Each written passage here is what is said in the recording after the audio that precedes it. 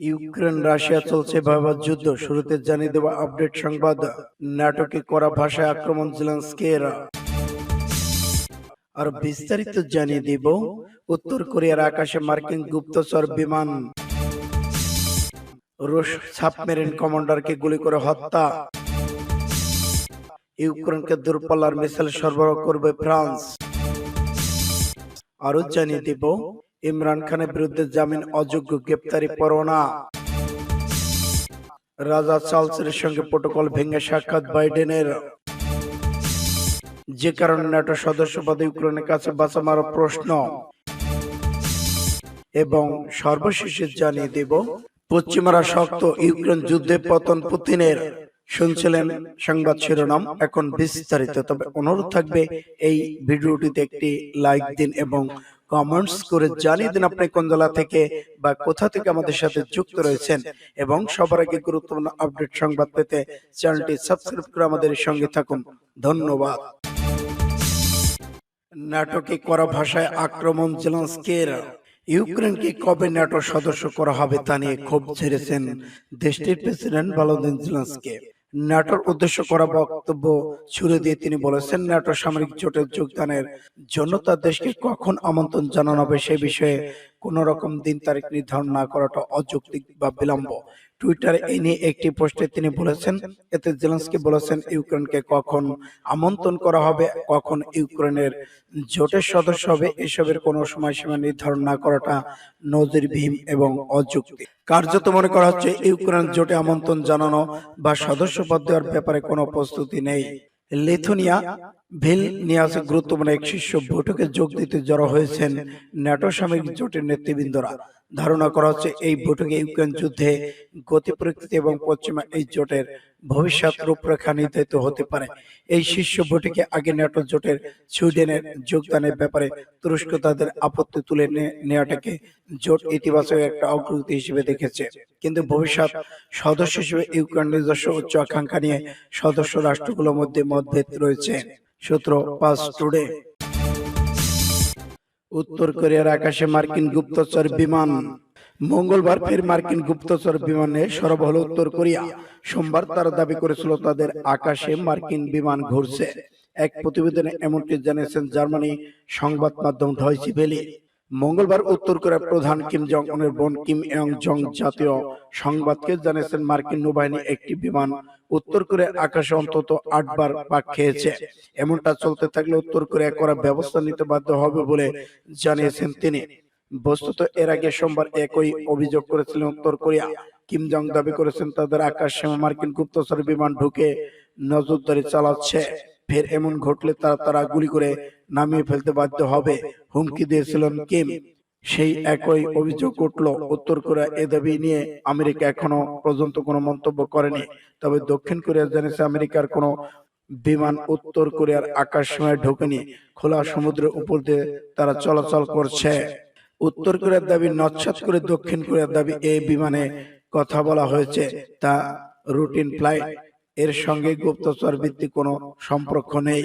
এদিকে উত্তর কোরিয়া অবশ্য জানিয়ে দিয়েছেন এ বিষয়ে দক্ষিণ কোরিয়ার নাক গলানোর কোনো ক্ষমতা নেই, আমেরিকাকেই এর উত্তর দিতে হবে। বস্তুত এদিন কিমের বোন বলেছে উত্তর কোরিয়া থংচং অঞ্চল থেকে 435 কিলোমিটার দূরে সমুদ্রের উপর দিয়ে এই বিমানটি উড়ে গেছে, যা উত্তর কোরিয়া আকাশ সীমার মধ্যে পড়ে না। না জানি মার্কিন বিমান থেকে প্রবেশ করলেন উত্তর কোরিয়া তা বিনিয়ম হিসেবে দেখবে। সূত্র পাঁচ টুডে। এবার রুশ সাবমেরিন কমান্ডারকে গুলি করে হত্যা। রাশিয়ার দক্ষিণ অঞ্চলের শহর ক্রাসনোদারের সামরিক অভিযানের দায়িত্বে থাকা রুশ সাবমেরিন কমান্ডার স্তানিস্লাভ রোজিনস্কিনকে গুলি করে হত্যা করেছেন এক বন্দুকধারী। সোমবার সকালে জগিং করার সময় তাকে হত্যা করা হয়। রাশিয়ার আইনশৃঙ্খলা রক্ষাকারী বাহিনী বরাতে তথ্য জানিয়েছেন দেশটির রাষ্ট্রীয় বার্তা সংস্থা টাস। সোমবার 10 জুলাই সকালে 42 জন বয়সী কমান্ডার সকাল 7টা থেকে 8টার মধ্যে দৌড়াতে বের হয়। এর কোন এক সময় অজ্ঞাত ব্যক্তি তাকে লক্ষ্য করে 4টি গুলি ছুড়ে। এই ঘটনা একটি ফৌজদারি মামলা হয়েছে। আল জাজিরা প্রতিবেদনে বলা হয়েছে তাকে হত্যার পেছনে কে জড়িত এখনো জানা যায়নি। রুশ প্রতিরক্ষা মন্ত্রণালয় এ বিষয়ে আনুষ্ঠানিক প্রতিক্রিয়া জানায়নি। ইউক্রেনকে দূরপাল্লার মিসাইল সরবরাহ করবে ফ্রান্স। ইউক্রেনকে দূরপাল্লার মিসাইল সরবরাহের ঘোষণা দিয়েছে ফ্রান্স। গত 4 জুন রুশ সেনাদের বিরুদ্ধে কাউন্টার অফেন্সিভ শুরু করেছে ইউক্রেন। তবে রাশিয়া প্রতিরোধে মুখ থুবড়ে পড়েছে ইউক্রেনের এ প্রচেষ্টা। এতে গতি আনতে এবার দূরপাল্লার মিসাইল পাঠাবে ফ্রান্স। এর আগে ইউক্রেনের অবস্থা বিবেচনা নিয়ে নিষিদ্ধ ক্লাস্টার বোমা পাঠানোর ঘোষণা দেয় যুক্তরাষ্ট্র। সেই বিতর্কে শেষ হতে না হতেই ফ্রান্সের এই মিসাইল পাঠানোর ঘোষণা এলো। আরটি জানিয়েছে ফ্রান্সের প্রেসিডেন্ট এমানুয়েল ম্যাক্রন মঙ্গলবার এই ঘোষণা দিয়েছেন। তিনি বলেছেন, ইউক্রেনের চলমান কাউন্টার এফিসিয়েন্সিকে বেগবান করায় ফ্রান্সের দেশটি দূরপাল্লার মিসাইল দেবে। এছাড়া ইউক্রেন অন্য ধরনের অস্ত্র সরবরাহ বৃদ্ধি করা হবে, যারা রাশিয়ার আরো গভীর হামলা চালাতে পারে সেই সক্ষমতা অর্জনের জন্য অস্ত্র ব্যবহার করা হবে। এর আগে গত মে মাসে ব্রিটেন প্রথম দেশ হিসেবে ইউক্রেনকে দূরপাল্লার মিসাইল পাঠানোর ঘোষণা দেয়। গত সপ্তাহে ফরাসি পররাষ্ট্রমন্ত্রী ক্যাথরিন ক্যালোনা গণমাধ্যমকে জানায় যে ইউক্রেনের প্রতি সামরিক সহায়তা আরো বৃদ্ধির সিদ্ধান্ত নিয়েছে ফ্রান্স। ইউক্রেনের গোলা মিসাইল এবং আকাশ প্রতিরক্ষা ব্যবস্থাকে আর উন্নত করতে এসব সামরিক সহায়তা ব্যবহার করা হবে। এই কূটনৈতিক বলেন, ফ্রান্স ইউক্রেনের প্রতি তার প্রতিশ্রুতি পূরণ করেছে। সূত্র ইন্ডিয়া টুডে। ইমরান খানের বিরুদ্ধে জামিন অযোগ্য, গ্রেপ্তারি পরোয়ানা।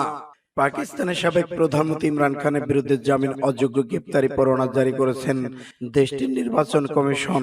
নির্বাচনী সংস্থা প্রধান নির্বাচন কমিশনকে অবমাননার মামলায় মঙ্গলবার এই পরোয়ানা জারি করা হয়।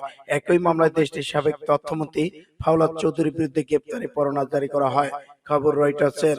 এর আগে একই মামলায় পিটিআই চেয়ারম্যান ও তার সাবেক ঘনিষ্ঠ রাজনীতিবিদকে তলব করা হলেও ইসিবিতে হাজির হননি তারা।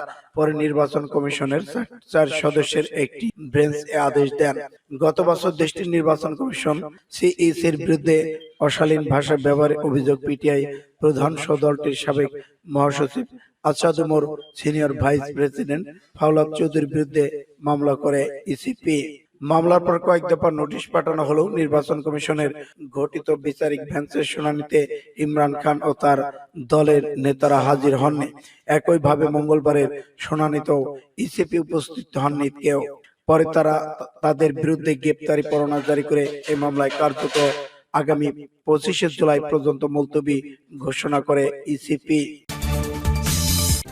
রাজা চার্লসের সঙ্গে প্রটোকল ভেঙে সাক্ষাৎ বাইডেনের। ব্রিটেনের রাজা তৃতীয় চার্লসের সঙ্গে প্রটোকল ভেঙে সাক্ষাৎ করেছেন যুক্তরাষ্ট্রের প্রেসিডেন্ট জো বাইডেন।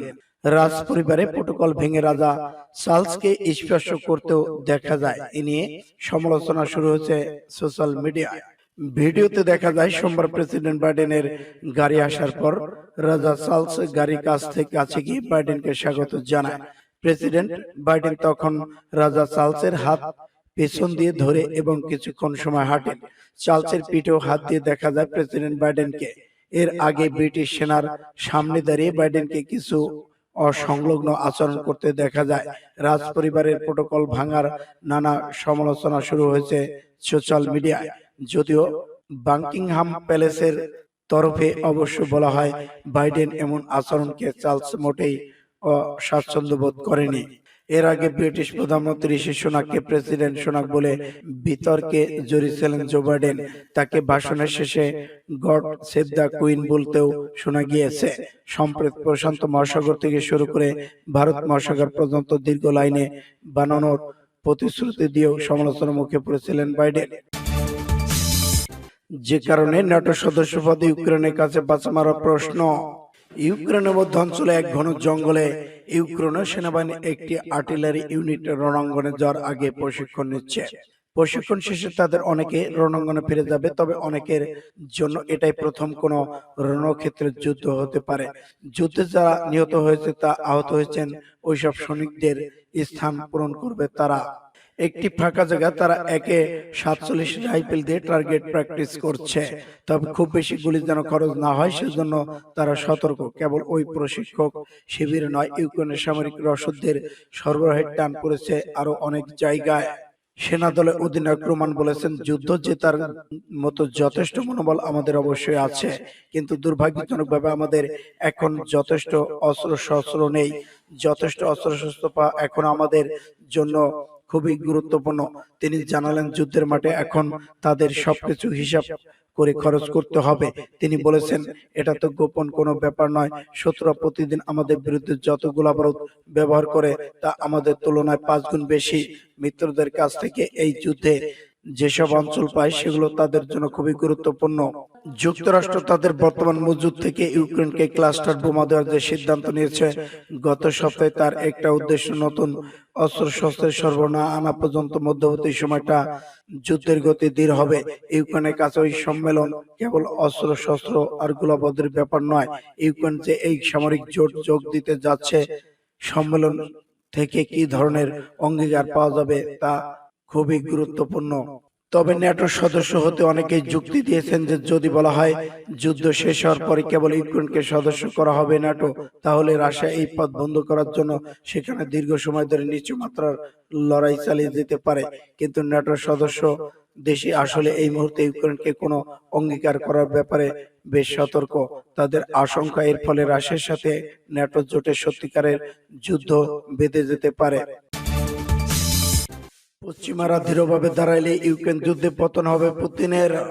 1 বছর পর ইউক্রেনের দখলে নেওয়ার উদ্দেশ্য থেকে সরে আসেননি পুতিন। তিনি বিশ্বাস করেন ইউক্রেনের সবচেয়ে রাশিয়ার টিকে থাকার শক্তি বেশি এবং আন্তর্জাতিক সমর্থনের পাল্লা ভারী। 2022 সালের 24 ফেব্রুয়ারি ভ্লাদিমির পুতিন তখন তার সেনাদের ইউক্রেনে হামলার আদেশ দিলেন। তখন তিনি স্পষ্টভাবে আন্তর্জাতিক আইন লঙ্ঘন করেন এবং জাতিসংঘ সনদের অঙ্গীকার ভঙ্গ করে ইউক্রেনের সার্বভৌমত্বের অধিকারকেই অস্বীকার করেন পুতিন। বিশাল সেনাবাহিনীর নামিয়ে ইউক্রেনকে ইউরোপে মানচিত্র থেকে মুছে দেওয়ার চেষ্টা করেন। সামগ্রিকভাবে মানবাধিকার লঙ্ঘন, যুদ্ধাপরাধের ঘটনা অব্যাহতভাবে বাড়িয়ে চলেছেন। 1 বছর পর ইউক্রেন দখলে নেওয়ার উদ্দেশ্য থেকে সরে আসেননি পুতিন। তিনি বিশ্বাস করেন ইউক্রেনের চেয়ে রাশিয়ার টিকে থাকার শক্তি বেশি এবং আন্তর্জাতিক সমর্থনের পাল্লা ভারী। ইউক্রেনে পুতিন যদি সফল হন তাহলে কোনো সন্দেহ নেই যে এরপর তার নজর পড়বে মলদোভার দিকে। বাল্টিক দেশগুলো বাদ যাবে না। এর ফলে রাশিয়ার সঙ্গে ন্যাটোর সরাসরি সংঘাতের ঝুঁকি বাড়ছেই। ইউক্রেন রুশদের বিজয় আইনে প্রশাসনের ভিত্তিতে গড়ে ওঠা আন্তর্জাতিক ব্যবস্থাকে ভেঙে চুরমার করে দেওয়া হবে। ভূখণ্ড অখণ্ডতা, জাতীয় সার্বভৌমত্বের মৌলিক নীতি তাতে ভেঙে পড়বে। বিশ্বের অন্য খাতেও জোর করে অন্য দেশের ভূখণ্ড দখলে বিপজ্জনক নজির তৈরি হবে। যা হোক, ইউক্রেনের সমর্থন দেওয়ার ক্ষেত্রে গণতান্ত্রিক দেশগুলো যদি ঠিক কৌশল গ্রহণ করে এবং বাস্তবায়নের ক্ষেত্রে তারা যদি অনড় থাকেন তাহলে পুতিন ব্যর্থ হতে বাধ্য। মুক্ত বিশ্বের শক্তি অনুধাবন করতে তিনি পুরোপুরি ব্যর্থ হয়েছেন। এদিকে সাহসী গণতন্ত্রপন্থীদের শক্ত বিরোধিতার মুখে পড়েছে পুতিন। সেটা শুধু ইউক্রেন আর Belarus, Moldova, Georgia, Armenia, Azerbaijan, Central Asia, এমনকি তার নিজ দেশ। ন্যাটো, ইউরোপীয় ইউনিয়ন এবং সংঘাত শুরুর আগে শক্তিশালী ঐক্যবদ্ধ ইরান, উত্তর কোরিয়ার মতো রাশিয়ার মিত্র রাজনৈতিক সামরিক দিক থেকে দুর্বল। পুতিনের যুদ্ধ আকাঙ্ক্ষার পুরোপুরি সমর্থন দেওয়ার ইচ্ছা নেই তাদের। সৌর শাসনের চেয়ে স্বাধীনতার আবেদন অনেক শক্তিশালী। সূত্র পাঁচ টুডে।